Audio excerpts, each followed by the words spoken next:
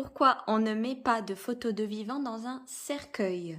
On ne met pas de photos de vivants dans un cercueil avec un défunt parce que ça va porter préjudice aux personnes vivantes qui seront sur cette terre puisqu'ils seront avec l'énergie du mort. Et souvent, je l'ai remarqué, quand je parle avec certaines personnes qui me disent qu'on a enterré des photos d'eux avec le grand-père ou la grand-mère, ils avaient quelques années de malheur et plein de problèmes.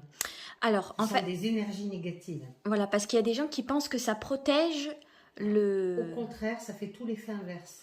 Parce qu'en fait, pour être très clair, en sorcellerie, il y a des gens qui pratiquent la magie et on prend les photos des vivants et on les enterre. Ah, voilà.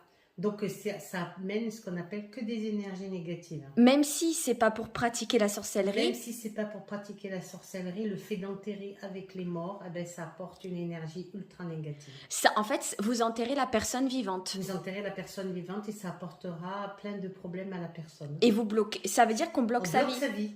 D'accord, on bloque sa vie. Et qu'est-ce qu'on fait quand c'est fait, quand les gens ont enterré quelqu'un? Il y a deux solutions, soit vous déterrez le mort et vous ouvrez le cercueil. Mais ça, c'est pas possible. Ça, c'est pas possible. Ou attendre que les photos se détruisent par elles-mêmes avec les années et qui effaceront le malheur avec le temps. Bon, si jamais il y a des gens qui se rendent compte qui ont une vie bloquée depuis qu'ils se sont enterrés vivants, on va dire, qu'est-ce qu'ils peuvent faire? Prier.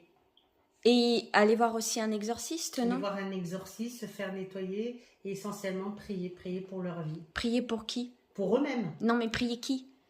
Prier l'Esprit Saint, prier son ange gardien pour que les choses s'arrangent et avoir une nouvelle vie. D'accord. Alors par contre, à contrario, si on veut se débarrasser de photos, qu'on ne veut plus de photos de personnes qu'on ne côtoie plus, Alors, etc. on ne brûle pas les photos comme certaines personnes le pensent, ou il y en a d'autres qui mettent des coups de ciseaux, des grands coups de ciseaux.